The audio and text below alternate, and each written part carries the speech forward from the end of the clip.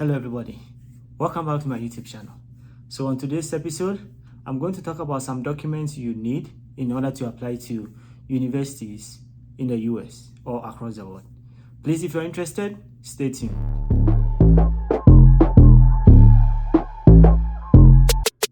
So today I'm going to talk about some basic documents that you need that cuts across various universities in the United States and also in the world. Please, I'll go through this document one by one and try to explain why you need this document. So the first document I'm going to talk about is your passport.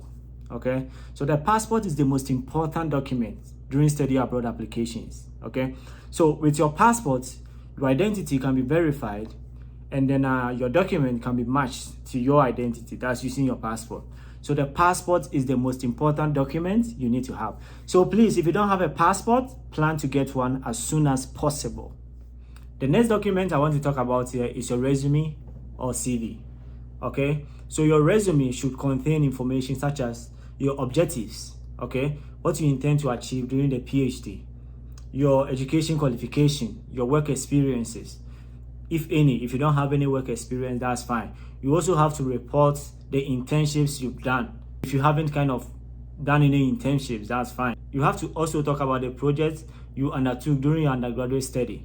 Okay, you have to report about all those stuff. You have to also talk about extracurricular activities that you did during your undergraduate study. The next document you need, which is one of the most important documents during your study abroad journey, is your transcript. Okay, so your transcript here tells the admission committee the courses that you took during your undergraduate studies. Okay, it also reports the grades you got.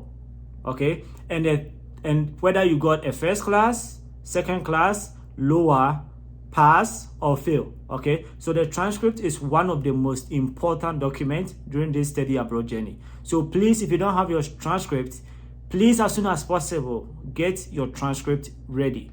The next document you need for the study abroad journey is letter of recommendation.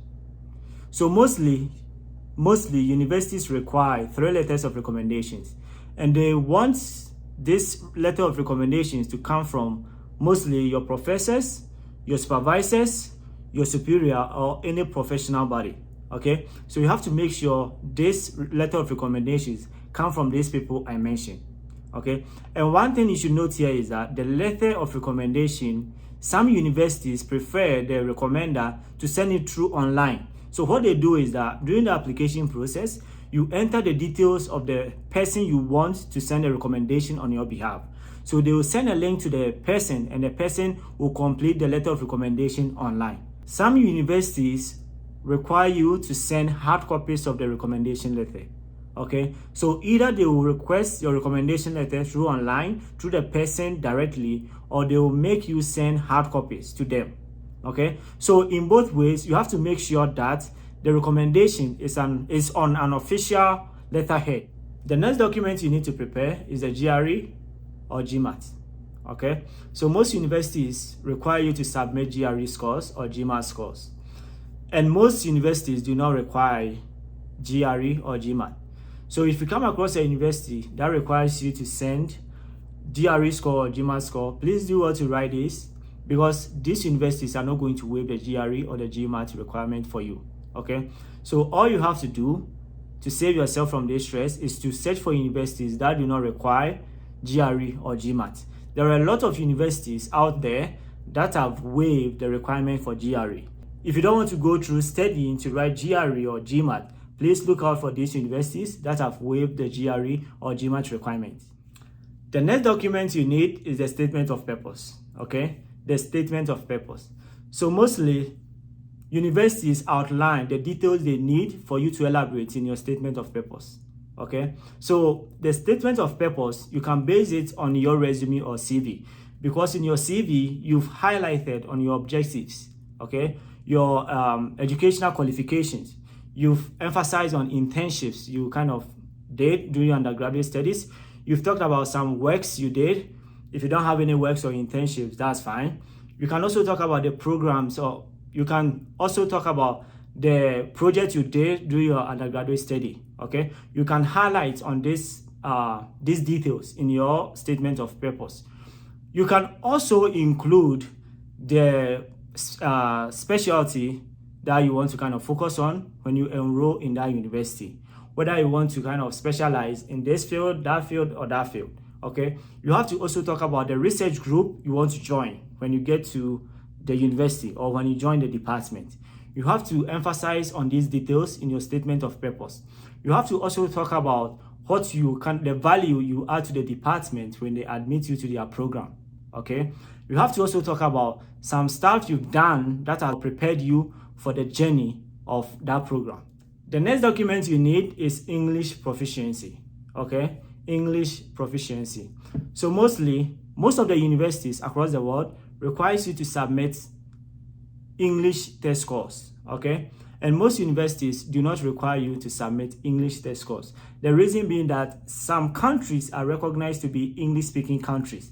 So if you are lucky to come from any of these countries that are recognized to be English-speaking countries, you don't have to submit English test scores. But if you are unlucky and you come from a country that do not speak English or don't have English to be their first language, then you have to submit English test scores. So please take note. The other documents you need and sometimes ignored is the bachelor's degree. Okay, the bachelor's degree. So mostly some universities report your degree on your transcript. Mostly some universities do that. So the universities that do not report your degree, whether you got a first class, second class, pass, fail on your transcript, you mostly have to submit your bachelor's degree. Okay, so that point, your bachelor's degree becomes one of the documents you have to submit during your applications to these universities. The next document is research proposal. So some universities, whenever they want to admit a PhD student, require them to kind of submit a research proposal. Okay, they require you to submit a research proposal. So this research proposal mostly goes to the PhD applicant. So when you're applying for master's degree, mostly you're not required to submit research proposal. But when you are applying to PhD program, you mostly have to submit research proposal. So please take note. If you want to embark on this study abroad journey, please gather this document I spoke about, and please make sure you check the various universities so that you get to know the various days that the application portal is being open. Thank you for watching this YouTube video, and please don't forget to subscribe. Till we meet again, bye bye.